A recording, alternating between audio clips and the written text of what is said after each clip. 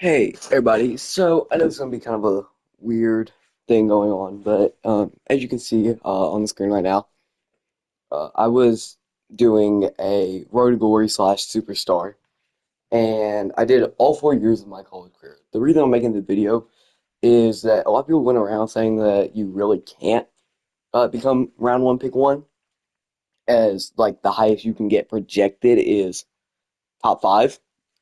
Um, Straight up here, as you can clearly see, round one pick one.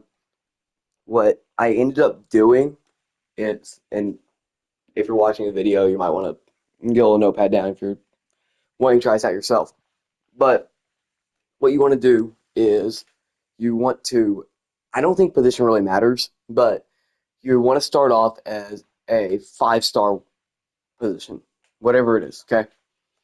And for me, I chose wide receiver. That felt easiest in my opinion. I also wanted to just try it out, kind of felt fun. Um, and what you want to do is, even though the XP sliders are set to like zero point 0.5 if you do freshman difficulty, this will not ensure you actually have fun playing the game for when you're doing the Road to Glory part, but it will ensure you probably get number one overall pick. Okay, so you want to start out as a 5-star. Ensure you do high school. If you do high school, then you can get scholarship bonuses, which puts your name up more. Okay, so you want to make sure you do high school. And so you start off 5-star, do high school, you go to whatever college gives you the best scholarship. Doesn't matter what it is. Okay. For mine, that was Georgia Tech. Georgia Tech offered me a decent amount of skill points, academics, whatnot. So I didn't have to worry about becoming academically ineligible. Okay. Next, you will not start unless you go to a horrible school, which, if you want a good scholarship, you will not go to a horrible school. Okay? So you will not start until when I started in my position. Now, this could be different for quarterback. I'm not entirely sure. Okay? But when I first got a wide receiver 3 job, that was in like the last 4 weeks of the season. And at that point, my team was doing so horrible at that point. We had like one win. That it didn't matter. Okay? Which kind of sucks because that means that they put me as a starter and I didn't even play any of the games because like useless. So I didn't even get redshirted. I just lost my entire freshman season. Um, but afterwards, you do not want to return to that school. Okay? I did this with wide receiver. I'm not entirely sure about the other positions, but I can assure you this works with wide receiver. Okay?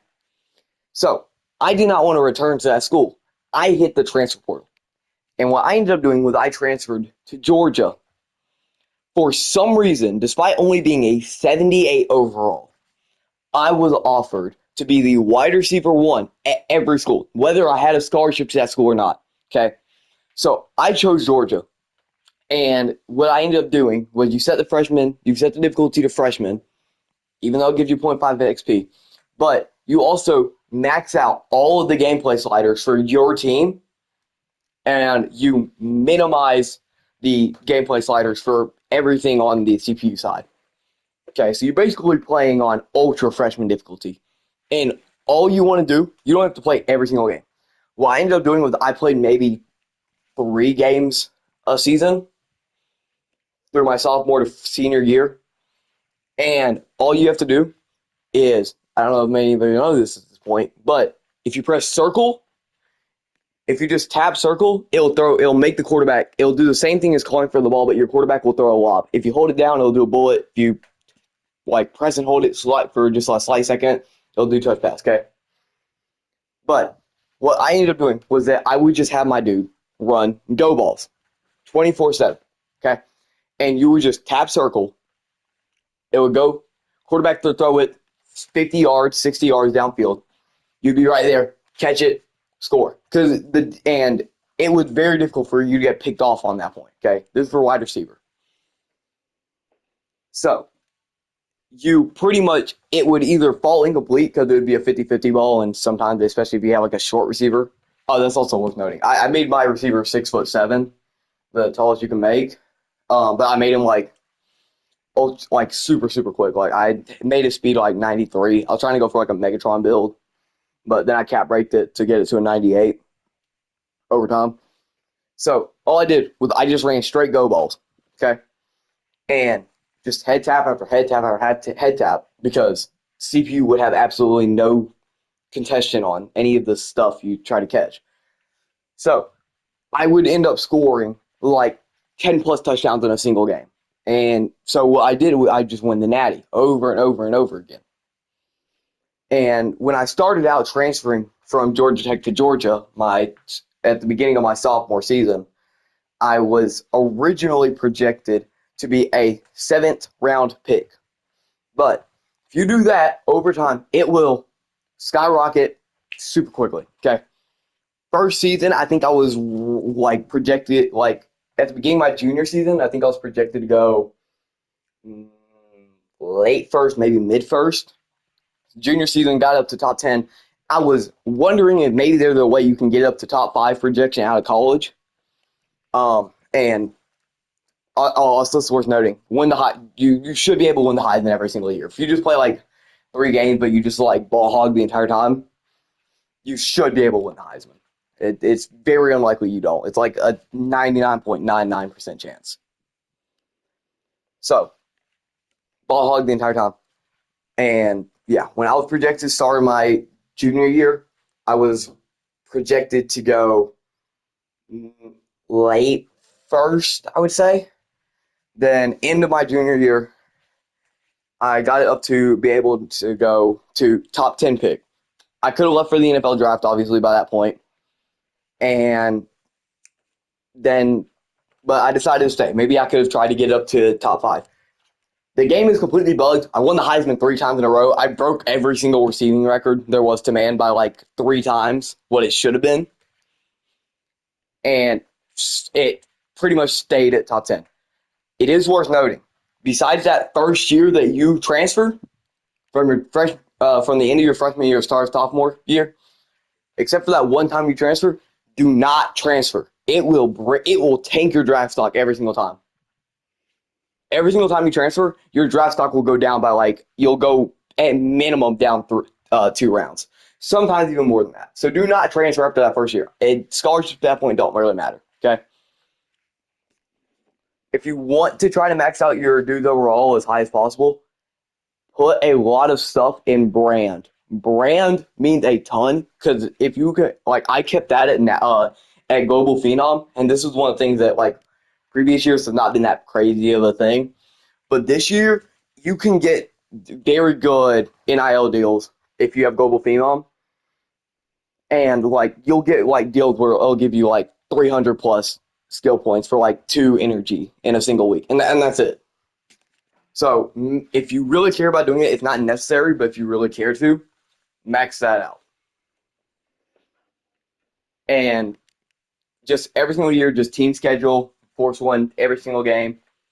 And that way, if you just feel like, oh, I don't really care one place because it takes time. Oh, one more thing. Set quarter length 15 minutes. 15 minutes allows you to have most time to rack up stats so you can like get your Heisman and whatnot. But most times the fact that you make the CPU's freshman difficulty horrible at everything, the game will automatically register, hey, you're beating this dude by 70 plus points. There's no written they're just gonna put it in the backups. So you won't even have to play the second half of the game. So you're only playing for, in reality, probably about like 10 minutes, 15 minutes of game time each game. So it's not that crazy. Because obviously counting when you're off the field on defense or whatever. Okay. So once you do all of that, then just hit the then export your junior season, senior year, export, and all you have to do is just go to Madden 27, hit Superstar, and then afterwards, just do the combine.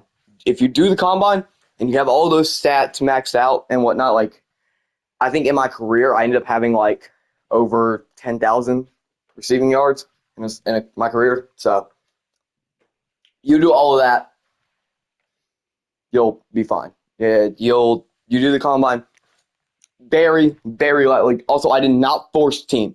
Force team does not do anything. If you are predicted worse than a top 5 pick and you try to go to the Raiders or whatnot automatically by force team picking, the Raiders will end up trading down or whatever team you try to go for. Okay. Same thing. If you also like if you're projected to go to top 5 and you want to go to the Bills will then end up trading up for you. So you don't have to worry about force team picking. That has absolutely no effect on where you're getting drafted at. It just simply picks the team that's drafting you. Okay. So that's pretty much it. You do all those steps. If you have any questions in the comments, I'll try to ensure that I can get those answered for you. Um, and yeah, just wanted to kind of prove this that being first overall is possible, as you can clearly see on the screen right now. All right. Have a good one. Peace.